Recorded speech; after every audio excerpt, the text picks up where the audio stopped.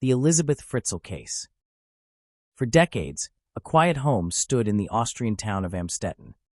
It looked ordinary, well-kept, unremarkable. Neighbors passed it every day without suspicion. But beneath the concrete floors of that house, hidden behind locked doors and reinforced walls, was a secret so extreme that defied belief. A young woman had been imprisoned underground, cut off from the world, hidden from history. For 24 years, Elisabeth Fritzl lived in captivity. This is not just a story of crime. It is a story of control, endurance, and survival under conditions few humans could withstand. Elisabeth Fritzl was born in 1966 in Austria. From the outside, her childhood appeared ordinary. But inside her home, control and fear were already present. Her father, Josef Fritzl, was strict, authoritarian, and domineering. He ruled the household through intimidation. Those who knew him described him as controlling and obsessed with authority. Elisabeth grew up under constant supervision. Her independence was limited. Her voice was suppressed. These early dynamics would later play a devastating role. In August 1984, Elisabeth was 18 years old. One day, she was asked by her father to help him carry a door into the basement. She followed him. She never came back up.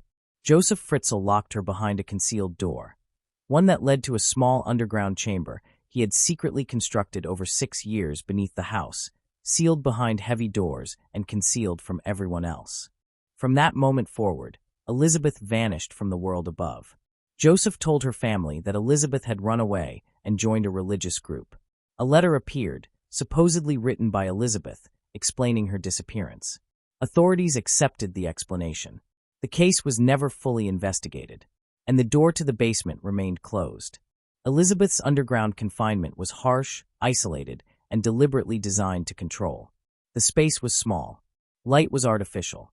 The air was limited. She had no windows, no contact with the outside world, no sense of time beyond what she could remember. Josef controlled everything: food, light, communication, access to the door. He reinforced the idea that escape was impossible.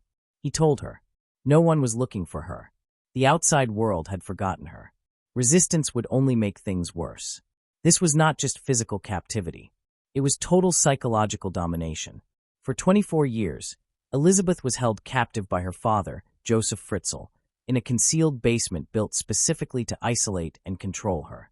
Cut off from the outside world, she endured years of confinement while life continued normally above her. During that time, Elisabeth gave birth to several children. Some were forced to live with her in the cellar. Others were taken upstairs and raised under false explanations. The truth remained buried behind locked doors, silence, and fear. Elisabeth learned to survive by adapting. She created routines. She held on to memory. She resisted mentally, even when physically trapped. She imagined freedom. She replayed memories of the world above. She refused to let her identity disappear. Survival became an act of defiance. Over the years, Elisabeth had 7 children. 1 child died shortly after birth.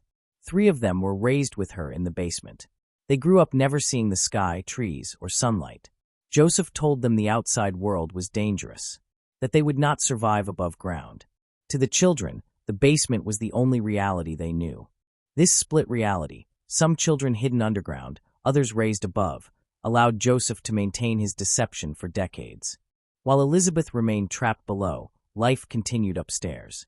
Josef Fritzl was seen as strict but respectable. He worked. He socialized. His wife believed Elisabeth had chosen to leave. Neighbors accepted the story.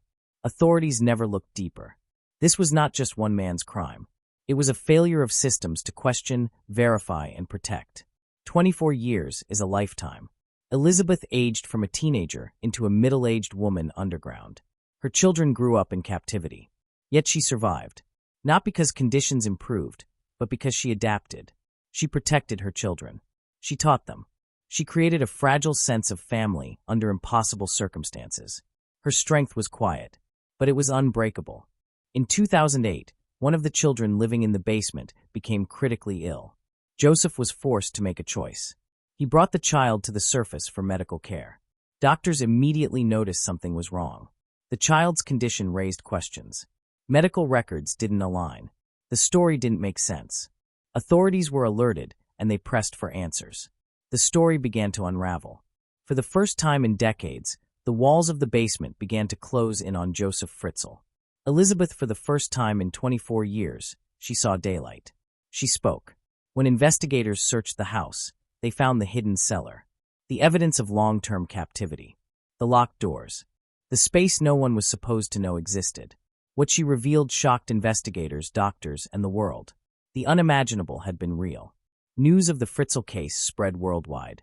People struggled to comprehend how this could happen, how it could last so long, how no one noticed. The house became a symbol of hidden horror. Elisabeth became a symbol of survival. Josef Fritzl was arrested and charged with multiple crimes. The trial revealed years of calculated control, deception, and cruelty. In 2009, he was convicted and sentenced to life imprisonment. There was no ambiguity. The justice system acknowledged the scale of the crime. For Elisabeth and her children, freedom did not mean instant healing. They required extensive medical and psychological support. They had to learn how to live in open spaces, how to trust others, how to exist without fear. Their recovery was slow and private. Elisabeth chose anonymity. She did not seek the spotlight. Her healing was not for public consumption.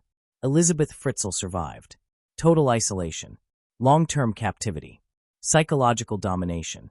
But she also preserved something extraordinary: her humanity. She protected her children. She endured without surrendering her identity. She lived. The Elisabeth Fritzl case forces the world to confront uncomfortable truths. How control hides behind normalcy. How silence can be mistaken for choice. How systems fail when they stop asking questions. But it also reveals something powerful. Survival does not always look like escape. Sometimes it looks like endurance.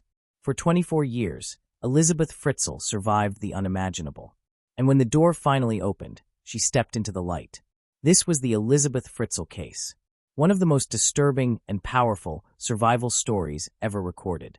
If you want more true crime documentaries told with care, depth, and respect, subscribe to Mystery Grid. Because every story is a puzzle, and some puzzles remind us of what the human spirit can endure.